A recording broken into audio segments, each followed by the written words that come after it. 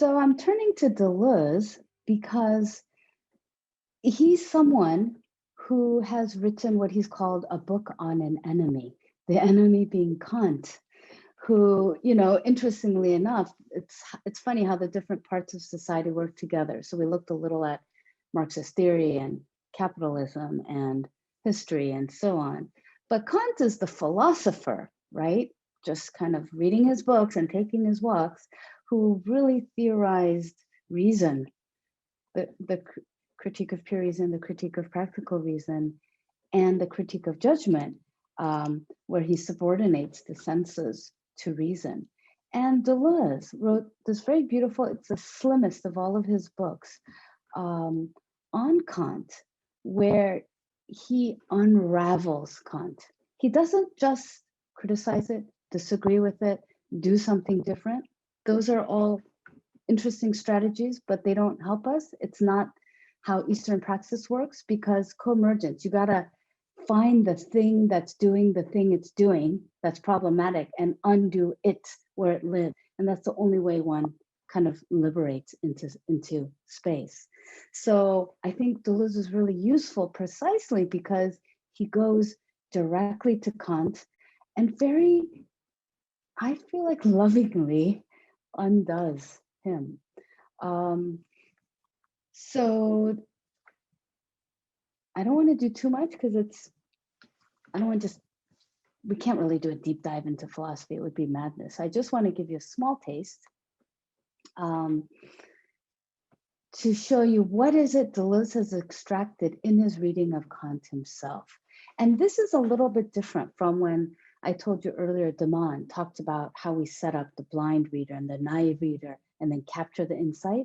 Deleuze isn't really doing that. He's not saying that Kant didn't know what he's doing. He says that Kant got old and that his mind opened up. It kind of loosened, as our minds too. If you can't meditate, I assure you at the moment of death, you're going to let everything go anyway. So Deleuze kind of has a very interesting insight, which isn't so much posing himself as a better reader of Kant than Kant himself, but rather something like, look, let's think about the brain, let's think about the life, let's think about the body within which Kant's aesthetic judgment emerged, and see if, rather than seeing it as kind of the messy last book that didn't work or the one that fulfills all the others, let's see if we see it actually diverging and acknowledging things that he wasn't willing to acknowledge when in self-mastery mode as a younger, ambitious man, he couldn't think, right? I find, it might be small, but I find this actually quite a bit compelling.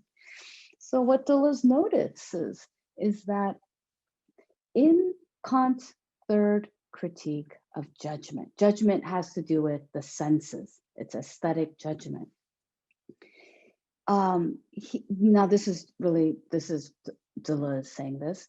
He's saying Kant actually acknowledges that there are relationships which are free and unregulated, meaning it's not just reason, which kind of controls the fancy of imagination and so on, that there is something in sensation itself which can unfold without logic, but it can be felt, it can be known, it can be meaningful to us, we can live with it, and it isn't under the dominion of reason.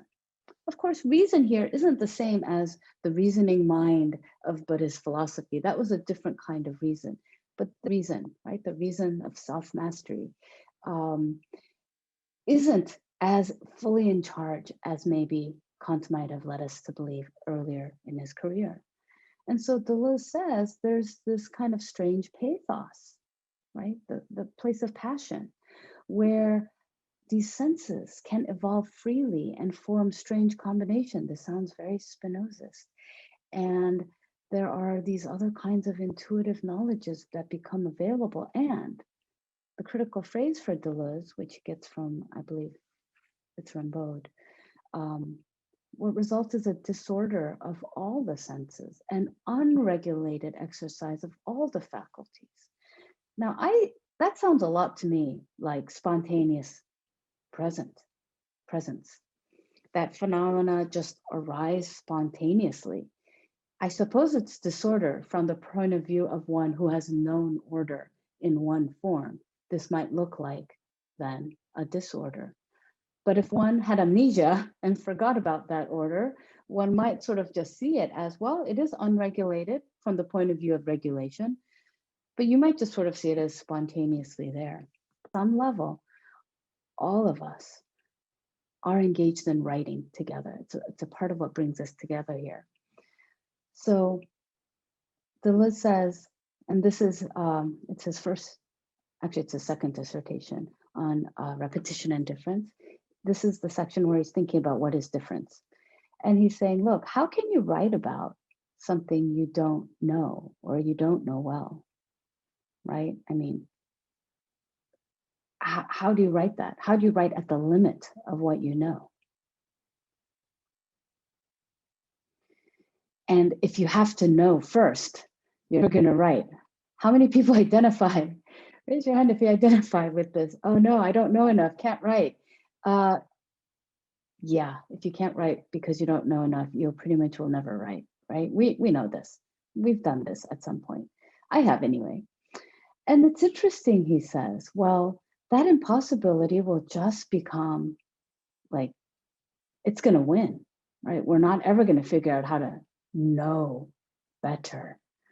It's rather, you're going to give up this whole project of writing knowledge, this whole project of philosophy, and do what? Well, look, this is the Eastern Praxis bit.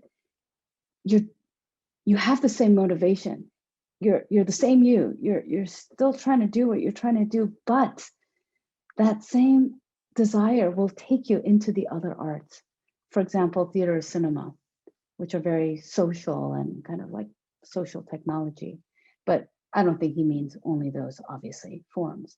But he's saying art becomes the only way one can actually really continue to do philosophy. All right, that should be helpful for us. And this, I think, is helpful for understanding Buddhism in its more enlightened aspect. Often one thinks of achieving indifference, right? This is, if anything, a kind of stereotype even of meditation, that one becomes indifferent. Perhaps if you want to define indifference the way Deleuze does, as the undifferentiated abyss, a black nothingness, right? Like, this starts to sound different. There's something very kind of warm and welcoming here. An indeterminate animal in which everything is dissolved. Now, this is not this cold apathy where one's resistant and doesn't care for the other, right? It's not that kind of indifference. It actually means indifference. There's also white nothingness, a calm surface upon which float unconnected determinations, like scattered members, a head without a neck, an arm without a shoulder, eyes without brows. I like that one. The indeterminate is completely indifferent. Oops, sorry. But floating determinations are no less indifferent to each other. So that's it, I'm going to stop there. We're thinking that what it means to be indifferent might be related to the indeterminate. So it's not so much one refuses to care, far from it, right? Remember the unrestricted, flourishing of compassion? It's not about lack of care. It's not lack of interest. It's lack of determining will, right? It's a willingness to accommodate indetermination. Like, because one is free, one can do nothing else, but of course, let all be free, because the oneness of self and other. So freedom necessarily cannot be limited. So then when Deleuze thinks difference, he doesn't think, remember where we started this class, cultural difference? Okay, no more cultural difference. The only way to actually think difference is how something distinguishes itself.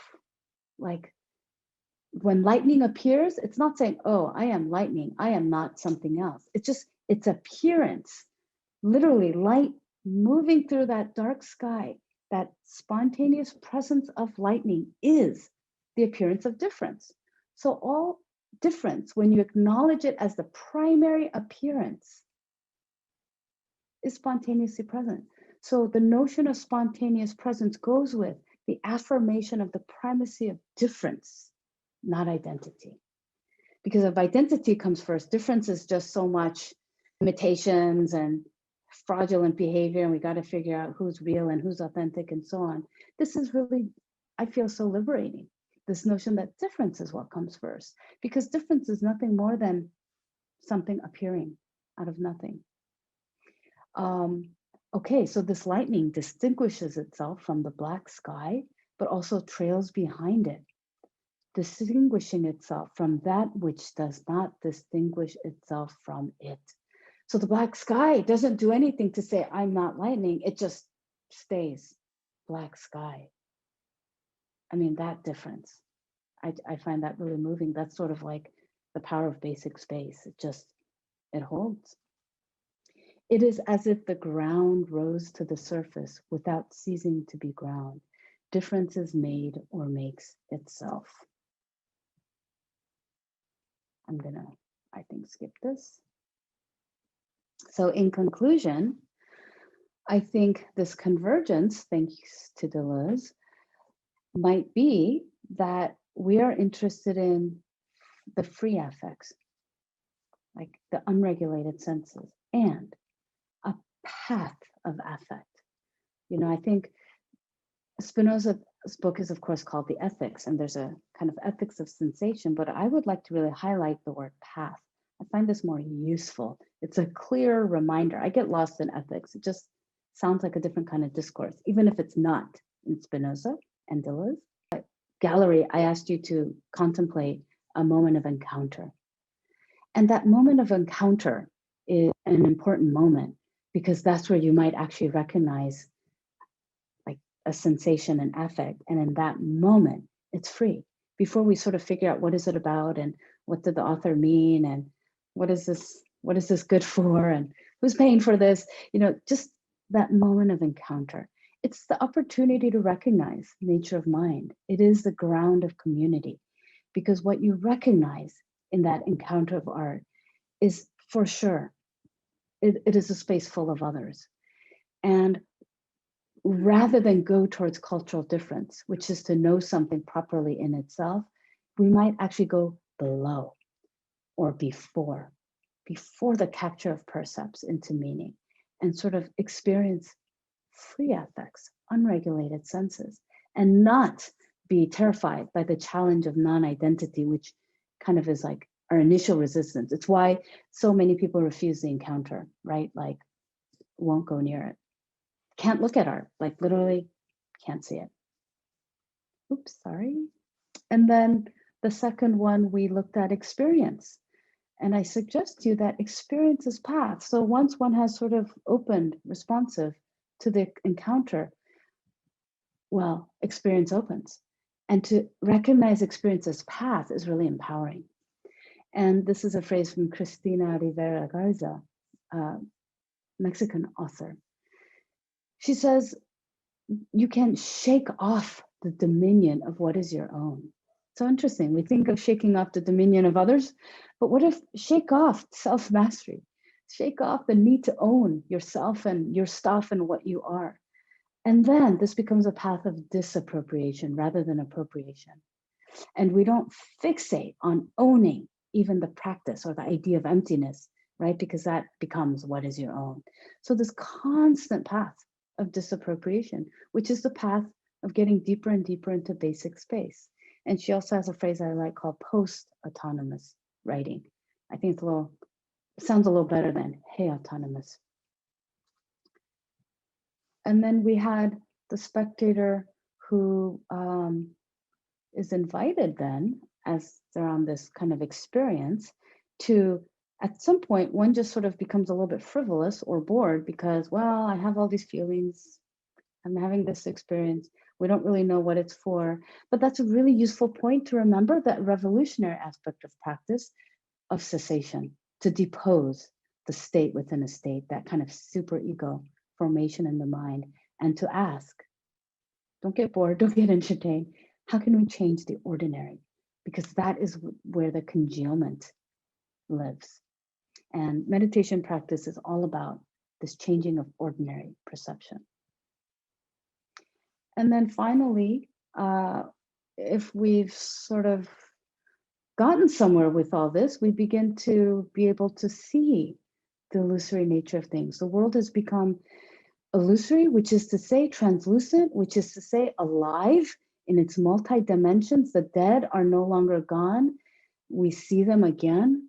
We see the specters, we see the spirits, because our way of abiding is no longer excluding them, right? Because, well, I mean, who's saying them? And so we begin to produce everyday life, ordinary life, really differently. We might think with Christina Sharp that we're living in the wake, or with Moten and Harmy that we're engaging the under commons, rather than, as Federici pointed out, the closing of the commons. We're not trying to get back to those commons. We're going under, right? That's this question of beneath, because that's the only place you can find the sensorium. And my conclusion will come with the help of this author. Incredible, incredible writer. If you don't know her, I encourage you to just go and read everything by her.